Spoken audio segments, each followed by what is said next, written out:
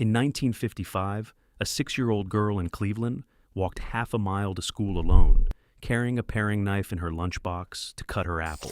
Her mother packed it without a second thought. Today, that mother would be in handcuffs by lunchtime. Number 14 on this list was printed in a Better Homes and Gardens parenting guide in 1958. Number 7 was a chore expected of every 9-year-old in America. Number 1 produced the most mentally resilient generation this country has ever measured.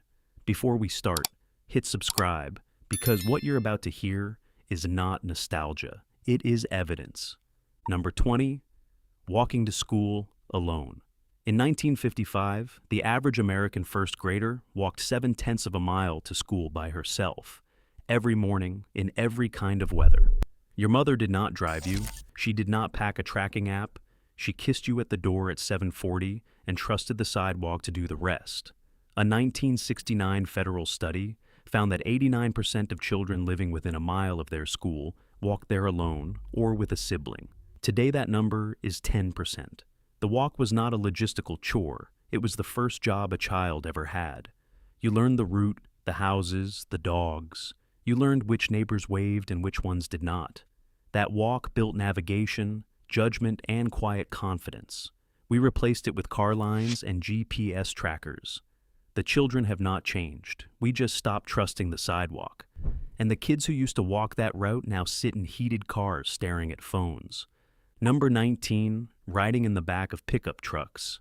Through the 1950s and into the 1970s, American children rode unsecured in the open beds of pickup trucks across every state in the country. Your father loaded 4 kids and a dog into the back of his Ford F-100, drove 20 miles into town, and nobody blinked. State laws permitting it were not repealed in most regions until the late 1980s. The American Academy of Pediatrics did not issue its first formal warning until 1988. Children in those truck beds learned balance, learned to brace into a turn, learned that wind in your face was not a hazard. It was a Saturday. Today, the federal government estimates that car seat compliance hovers near 95%, and childhood obesity has tripled since 1970. We made the trucks safer. We forgot to ask what the wind was for. It was not recklessness, it was a daily lesson in basic physics. Number 18, playing outside until the streetlights came on. In 1955, the average American child spent 6 to 8 hours a day outdoors, unsupervised, in a radius that often stretched a full mile from the front door. Your mother did not call you for lunch. She rang a bell from the porch and you ran. A 2018 University of Michigan study found that today's children spend an average of 7 minutes a day in unsupervised outdoor play. 7 minutes. Down from 8 hours. The streetlight was the only clock that mattered, and the rule was absolute. When the bulb flickered orange, you ran. It was not a curfew. It was a contract. Today we hire enrichment coordinators, schedule playdates, and call it socialization. Their grandmothers called it Tuesday. The streetlights still come on. Nobody is running home anymore. The bell from the porch has gone silent in nearly every American neighborhood, replaced by an app and a notification. Number 17. Riding bicycles without helmets, often for miles, alone. A 1955 Schwinn Black Phantom retailed for $86.95, roughly 2 weeks of wages for a working man, and parents bought them for 8-year-olds without a second thought. Your father rode that bike 6 miles to the public pool, came home at dusk, and never wore a helmet because helmets did not exist for children until 1975. The Centers for Disease Control did not begin tracking bicycle helmet use among minors until 1991. Pediatric head injury rates in 1955 were lower than today's, despite zero protective gear. Children rode slower, knew their streets, and were not surrounded by SUVs. The bike was not a toy. It was independence on 2 wheels. Today, the average American 10-year-old has never ridden alone past their own block. We bought the helmet. We took the freedom. A helmet is worth $40. The freedom that bike represented cannot be bought back at any price. Number 16. Coming home to an empty house. By 1958, an estimated 18% of American children between ages 7 and 13 came home from school to a house with no adult inside. They unlocked the door with a key worn on a string around the neck, fixed themselves a snack, started homework, and waited for a parent who arrived at 5:30. The term latchkey kid was not yet pejorative. It was simply descriptive. A child who managed 2 unsupervised hours a day learned to handle a stove, a telephone, and a quiet house. It was not neglect. It was apprenticeship. Modern researchers at Harvard Center on the Developing Child have repeatedly linked early autonomy to adult executive function. The 1950s did not need the study. The proof walked through the door at 3:15 with a key around its neck. Today we call it a risk. They called it growing up. The string and the key are gone. So is the apprenticeship. Number 15, carrying a pocket knife to school. In 1955, the Boy Scout handbook listed a folding knife as required equipment for every member, and most American boys received their first knife between ages 7 and 9. Your grandfather carried that knife to a public school, used it to sharpen pencils, repair the strap on a satchel, and cut an apple at lunch. Nobody panicked. The daisy red Ryder BB gun, the most popular Christmas gift of 1955, was sold to children as young as 10 with parental approval. A 1956 industry report estimated 4 million American boys owned one. They learned trigger discipline, sight alignment, and respect for a dangerous object. We replaced those lessons with zero-tolerance policies and called it safety. The knife did not become more dangerous. We just stopped teaching the hand that held it. The knife was not the lesson. The trust was the lesson. First pattern break. The items so far have all been about physical freedom, the right of an American child to move through the world without an adult hovering over the shoulder. The next batch is about something different. The next batch is about responsibility. Because here is what most modern parenting experts will not tell you. The 1950s American child was not just freer than today's child. He was expected to do real work, contribute real labor, and shoulder real consequences before age 12. The freedom you just heard about was not a luxury. It was the runway. What followed was the takeoff. What came next was the kind of childhood that built the strongest middle class in human history. Number 14, expecting real chores by age 6. The 1958 Better Homes and Gardens Parenting Guide listed 23 age-appropriate chores for 6-year-olds, from making their own bed to folding laundry. Your mother did not negotiate. She did not bribe. She did not call it a chore chart with rewards and a sticker system. She handed you the broom and walked away. A long-running University of Minnesota study found that children who began regular household chores between ages 3 and 6 had measurably higher rates of academic success and adult employment by age 25 than those who started after age 12. The conclusions never change. We replaced the broom with a screen and called it freedom. Nobody is teaching the hand that washes the dishes. Number 13, earning your own money before age 12. By 1955, an estimated 1.4 million American boys ran paper routes for the major dailies, rising at 4:30 a.m. in every weather to deliver the morning edition. The Saturday Evening Post called paperboys the largest workforce of children in the Western world. Your father did this. He earned $4 a week. He saved half. The job came with a route book, a list of customers, and a small lockbox at home. The kid running the route was running a small business by age 11.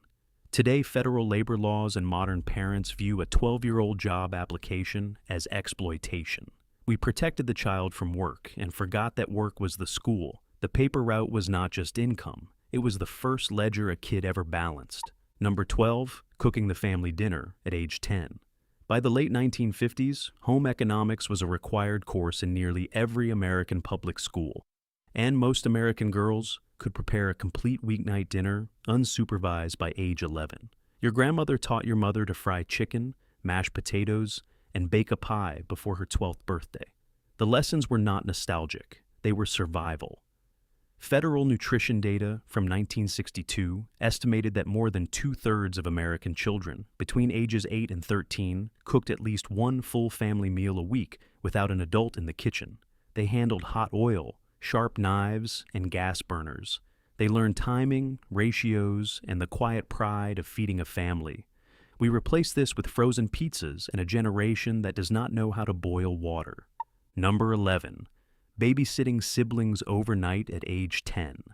In 1955, Kellogg's Corn Flakes printed a back-of-the-box advertisement showing a 10-year-old girl in an apron frying breakfast for two younger brothers while her parents were out. The image was not aspirational. It was ordinary. Your aunt did this. Your mother did this. A 1957 Census Bureau survey found that 41% of American girls between ages 9 and 12 had been left in sole charge of younger siblings for at least one overnight by age 11. They handled bedtimes, fevers, and bath time. They learned negotiation, patience, and executive function no school can teach.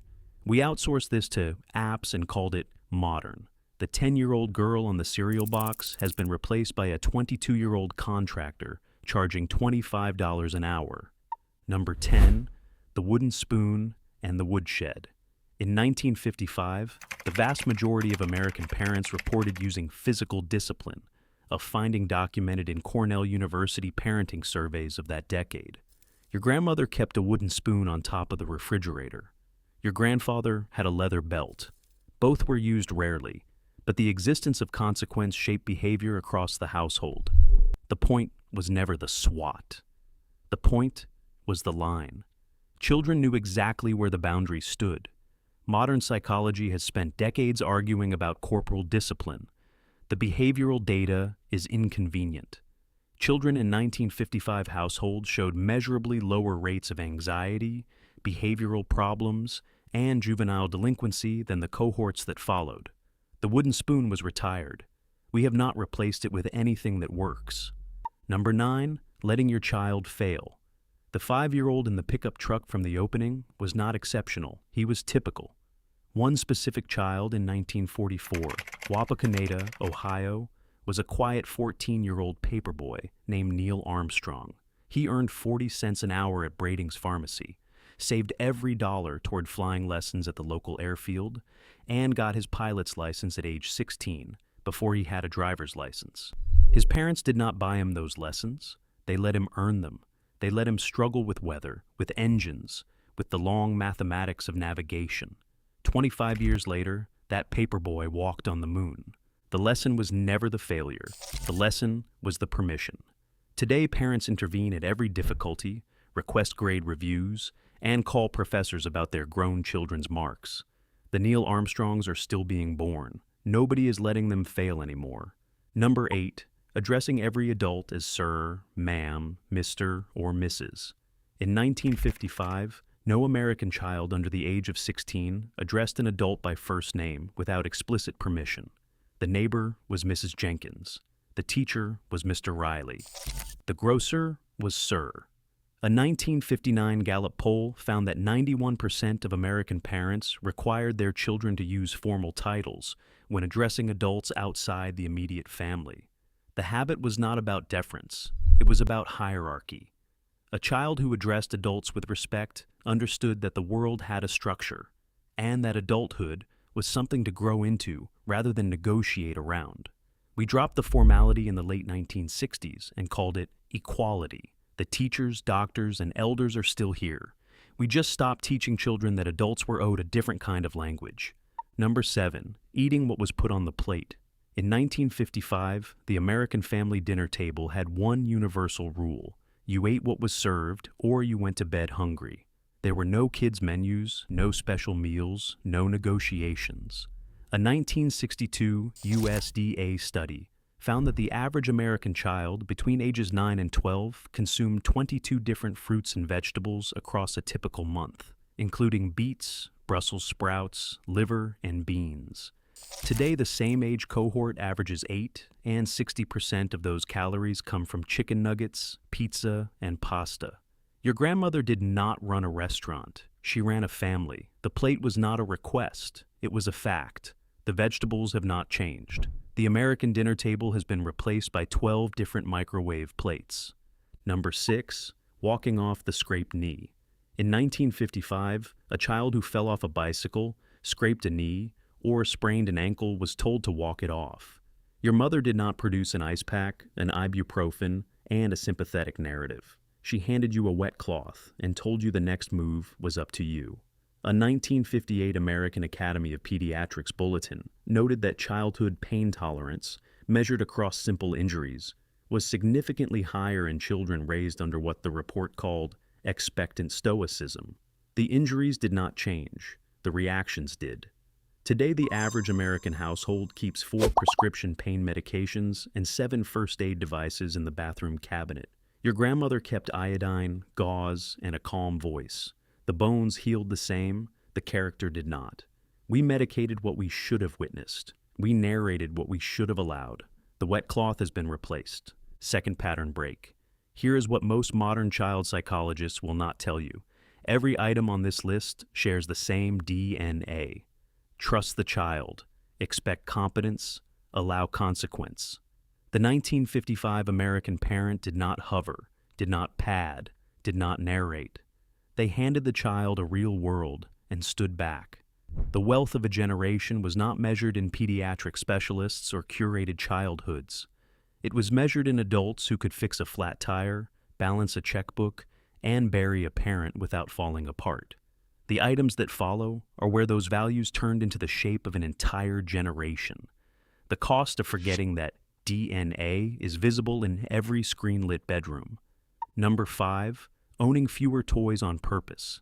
In 1955, the average American child between ages 4 and 10 owned approximately 12 to 15 toys, total.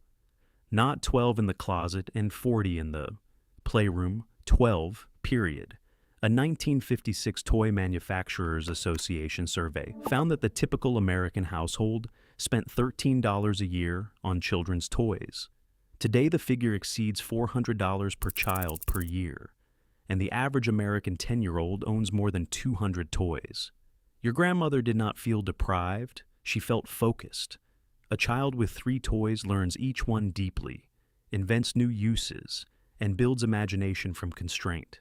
A child with 200 toys learns boredom in 6 minutes and demands the next thing. German researchers in a 2014 study removed all toys from a kindergarten for 3 months. Within weeks, the children showed measurable gains in concentration, creativity, and social play. The toy was not the problem, the volume was. The shelf was not empty. It was just full enough. The empty corner of a 1955 American playroom was not poverty. It was breathing room. Number 4, the Sunday family dinner as a non-negotiable institution. In 1955, an estimated 86% of American families ate dinner together at the same table at least 6 nights a week. Sunday dinner was sacred, an unbroken weekly meeting that began at 1 p.m. and lasted 2 hours. Your grandfather sat at the head. Your grandmother served. The children were expected to be present, on time, dressed appropriately, and ready to participate. The Harvard Family Dinner Project has tracked outcomes from this practice for 2 decades.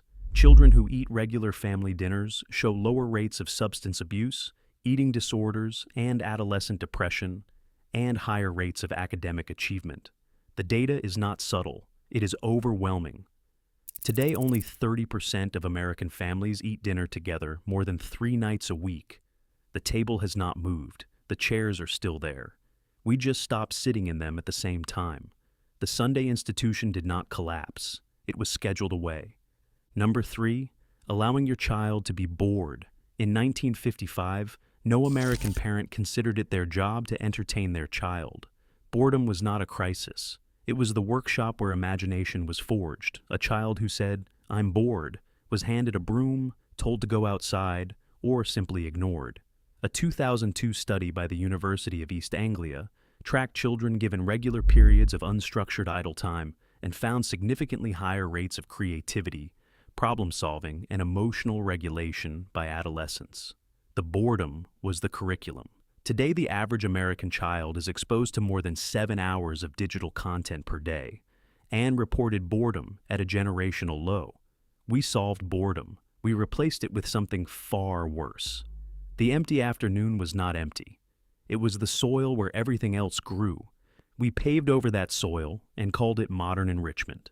Number 2, speaking to children like future adults. In 1955, the American parent did not use baby voice past age 3. They did not narrate the child's emotions, did not ask permission, did not negotiate behavior. They spoke clearly, expected understanding, and assumed the child was a small person on the way to becoming a large one. A 1961 University of Chicago developmental study found that children spoken to in adult vocabulary from age 4 onward demonstrated reading levels 2 grades ahead by age 9. The vocabulary was not advanced. The expectation was. Today we soften every sentence, schedule every emotion, and call it sensitivity.